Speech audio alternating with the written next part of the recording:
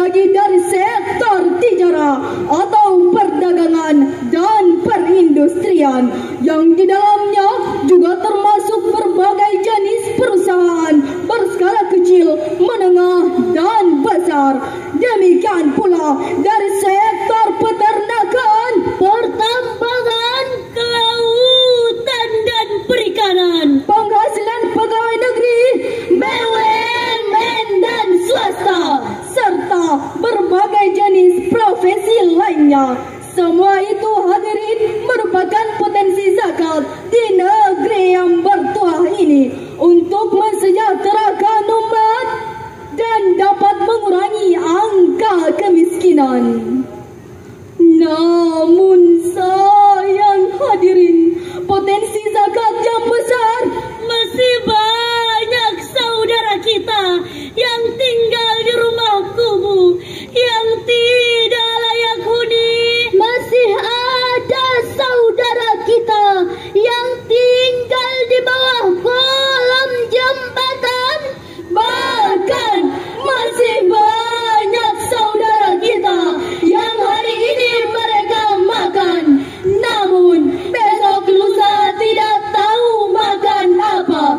Sehingga banyak saudara kita yang meninggalkan keluarga dan sanak saudaranya untuk bekerja sebagai pembantu rumah tangga dan buruh kasar di luar negeri.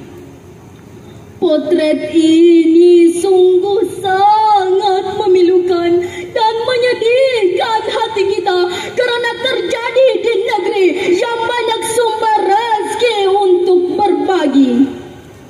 Atas dasar inilah maka tergugah hati kami bertiga untuk menyampaikan sebuah syarahan yang berjudul Optimalisasi Pengelolaan Zakat untuk Menuntaskan Kemiskinan, dengan berlandaskan firman Allah dalam Al-Quran Surah At-Taubah ayat 103 berikut ini.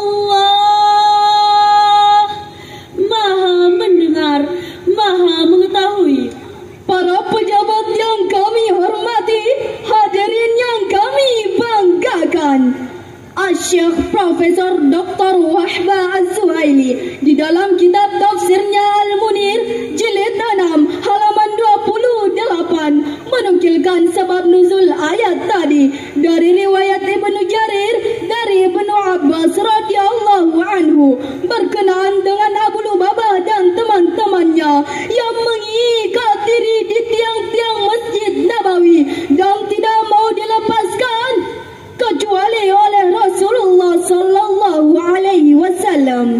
Atas dosa mereka tidak ikut dalam perang Tabuk disebabkan harta mereka. Setelah dilepaskan, mereka datang menjumpai Rasulullah dengan membawa sebagian harta mereka. Kemudian mereka berkata, "Wahai Rasulullah, ambillah sebagian dari harta kami dan bersedekahlah dengannya untuk kami, dan mohonlah ampunan kepada Allah untuk kami." Lalu Rasulullah menjawab, "Saya tidak akan mengambil sedikit pun harta dari kalian sehingga datang perintah Allah." Maka turunlah ayat yang telah dibacakan tadi. Hadirin, Profesor Dr. Muhammad Quraisyhab di dalam kitab tafsirnya Al-Misbah volume 5 halaman 232 menjelaskan bahwa ayat yang telah dibacakan tadi walaupun dalam konteks suraian tentang Abu Lubabah dan teman-temannya ia berlaku umum.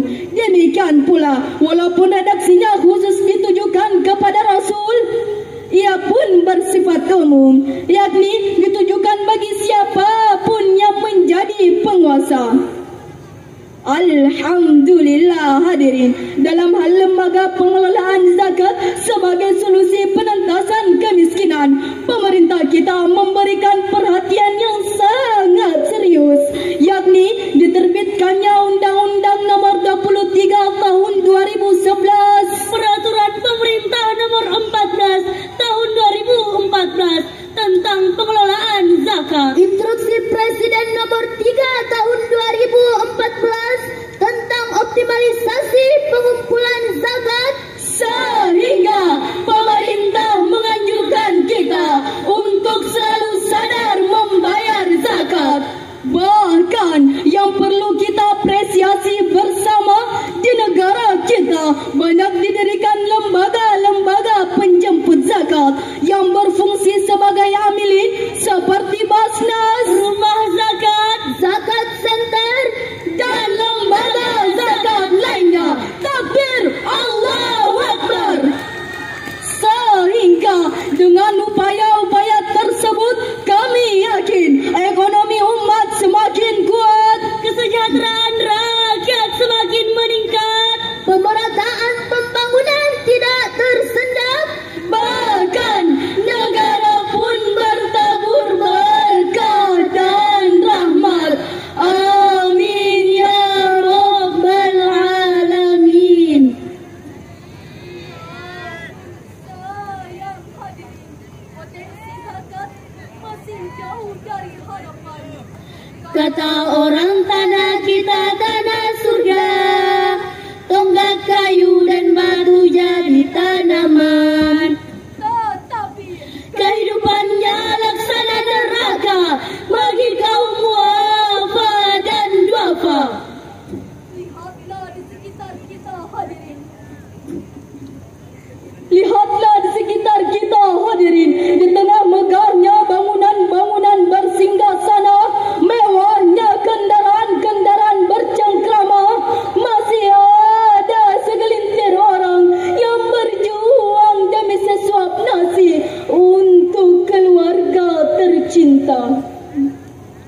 Berdasarkan penelitian Basnas dan IPB, potensi zakat nasional di negeri tercinta ini pada tahun 2015 saja bisa mencapai angka 286 triliun.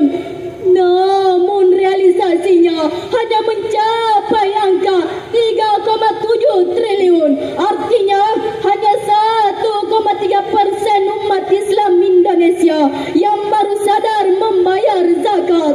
Ini artinya Masih banyak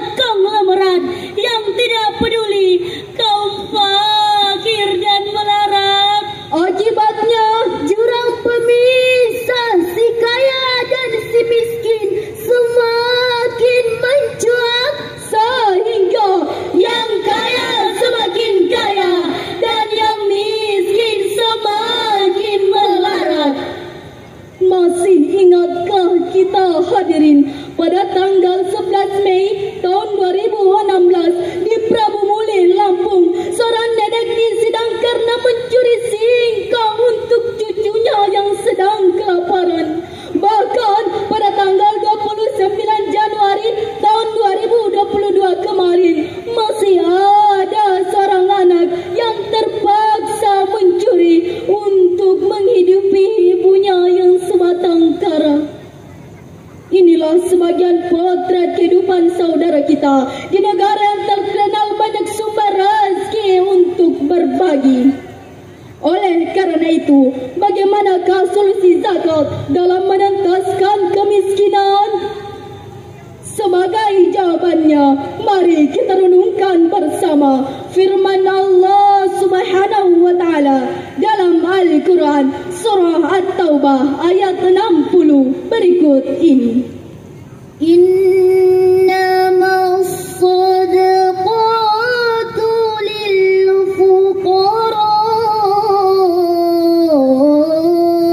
wal masakini wal 'amilina 'alaiha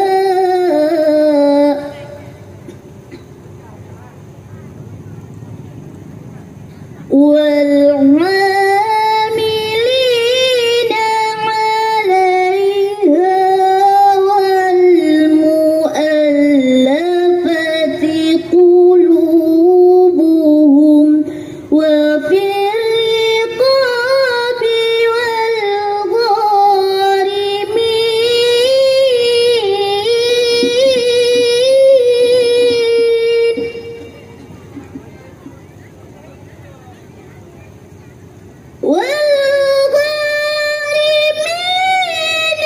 وفي سبيل الله وابن السبيل فريضة من الله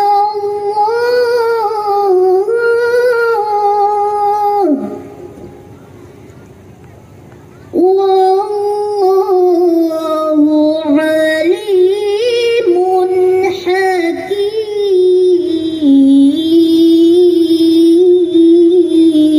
حكيم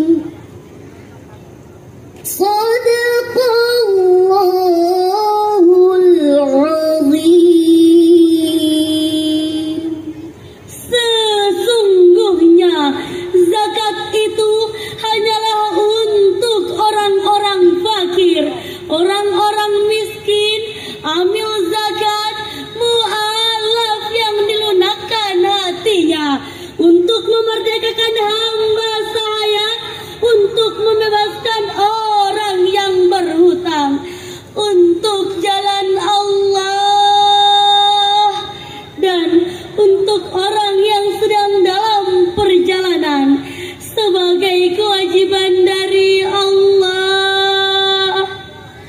Allah Maha mengetahui, Maha bijaksana, Maha benar firman-Mu, ya Allah, lagi Maha agung. Ma'asyiral muslimin rahimakumullah. Profesor Dr. Muhammad Quraisyhab di dalam kitab tafsirnya Al-Misbah volume 5 halaman 141 menjelaskan mengenai unsur pokok terhadap kelompok-kelompok yang berhak menerima zakat, dan para ulama telah sepakat bahwa terdapat 8 golongan yang berhak menerima zakat dan tidak boleh diberikan kepada selain mereka, karena pada ayat tadi terdapat kata innama yang dalam ilmu ma'ani merupakan salah satu adatul qasli yang berfungsi untuk menspesifikasikan.